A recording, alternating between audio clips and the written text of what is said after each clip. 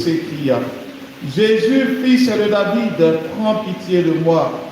Ceux qui marchaient en tête le rabrouèrent pour le faire taire. Mais lui criait de plus belle: Fils de David, prends pitié de moi. Jésus s'arrêta et il ordonna qu'on le lui amène. Quand il se fut approché, Jésus lui demanda: Que veux-tu que je fasse pour toi? Il répondit: Seigneur, que je retrouve la vue. Et Jésus lui dit: Retrouve la vue, ta foi t'a sauvé. À l'instant même, il retrouva la vue et il suivait Jésus en rendant gloire à Dieu.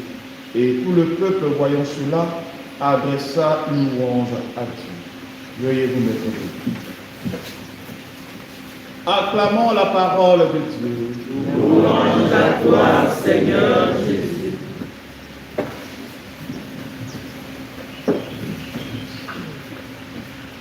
Frères et sœurs, les textes que l'Église nous propose ce jour nous placent devant un contraste saisissant. D'un côté, le livre des Maccabées, où Israël se laisse séduire par les coutumes païennes et abandonne la loi de Dieu, et de l'autre, l'Évangile, où un aveugle au bord du chemin prie sa foi et reçoit la lumière de Christ.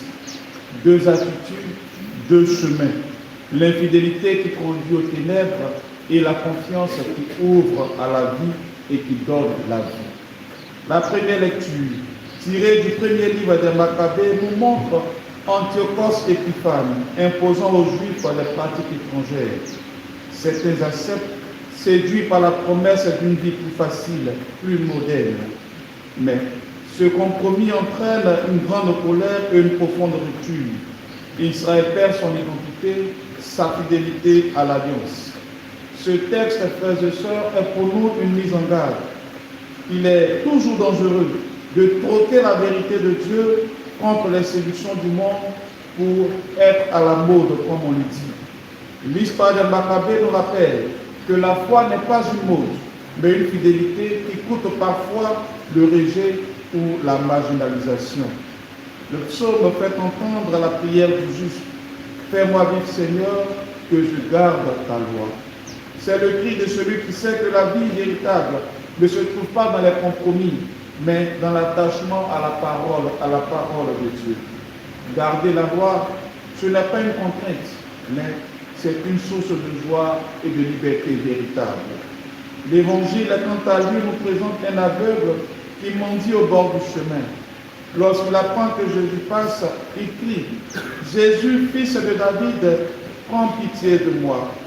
Malgré les reproches de la foule, il persiste. Sa ténacité est récompensée. Jésus s'arrête, l'écoute et lui rend la vie. Ce récit est bouleversant pour nous, car dans une foule où tout le monde voit, il a fallu la foi d'un aveugle pour voir réellement qui est Jésus. L'aveugle qui ne voyait rien a pourtant reconnu en Jésus le Messie. Sa foi a été plus forte que son handicap.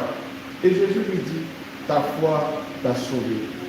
Frères et sœurs, nous sommes souvent comme Israël, tentés par les séductions du monde, pour être à la mode, pour être à la page, pour ne pas être en marge de la société. Nous vivons dans des compromis.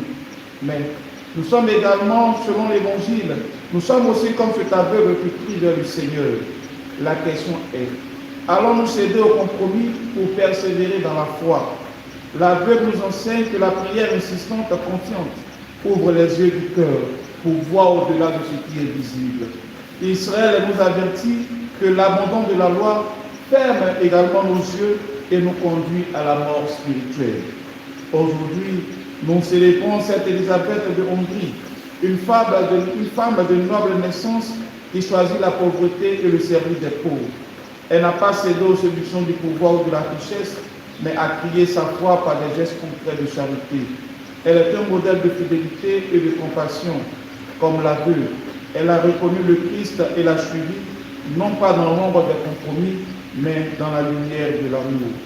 Que cette Eucharistie nous aide à choisir la fidélité plutôt que le compromis, la prière plutôt que le silence, la charité plutôt que l'indifférence, et que nous puissions, comme l'aveugle guéri, suivre Jésus en le glorifiant. Que Dieu nous y aide. Amen.